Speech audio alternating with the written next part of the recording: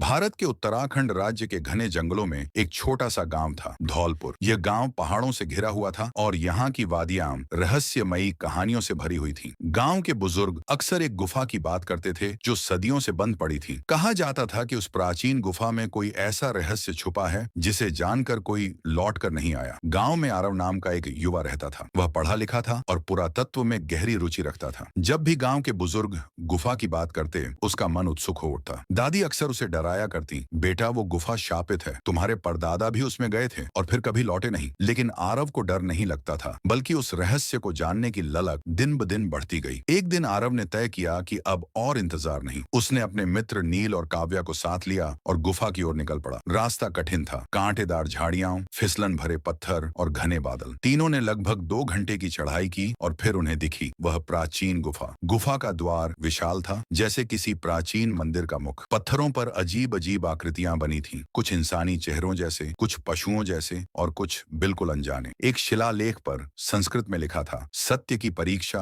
मन की शुद्धि से ही संभव है। भीतर केवल वही प्रवेश करे जो अपने भय से ऊपर उठ चुका हो। गुफा में कदम रखते ही ठंडी हवा ने उनका स्वागत किया। एक संकरी सुरंग ने उन्हें एक विशाल कक्ष में पहुंचा दिया। वह कक्ष किसी प्राचीन सभ्यता का प्रतीत होता था। दीवारों पर चित्रकारी, मूर्तियां और बीचों बीच एक गोल पत्थर की वेदी। जैसे ही आरव ने उस वेदी को छुआ, सारी गुफा रोशनी से भर गई। वह कोई साधारण पत्थर नहीं था, बल्कि प्राचीन ज्ञान की चाबी था। तभी गुफा की दीवारों पर चित्र गतिमान होने लगे, जैसे इतिहास जीवित हो उठा हो। उन्होंने देखा, हजारों साल पहले यहाँ एक अर्षि अत्रिमानव रहते थे, जो ब्रह्मा से ज्ञान प्राप्त करके उसे सुरक्षित रखने के लिए इस गुफा में आए थे। उन्होंने भविष्य को देखते हुए ज्ञान को छुपा दिया ताकि कोई अधर्मी उसका दुरुपयोग न कर सके। गुफा में आगे बढ़ते ही 3 रास्ते सामने आए। एक एक करके उन्हें हर रास्ते पर एक परीक्षा का सामना करना पड़ा। 1, भय की परीक्षा। अंधेरे में उनके डर सजीव हो उठे। आरव ने अपने मन की शक्ति से उन्हें हराया। 2, लोभ की परीक्षा। सोने चांदी और अमूल्य रत्नों से भरा एक कक्ष था, लेकिन जो छूता पत्थर बन जाता। नील ने अपने लालच को दबाकर उसे पार किया। 3, सत्य की परीक्षा। काव्या को अपनी सबसे बड़ी भूल कबूल करनी थी। आंसू भरी आंखों से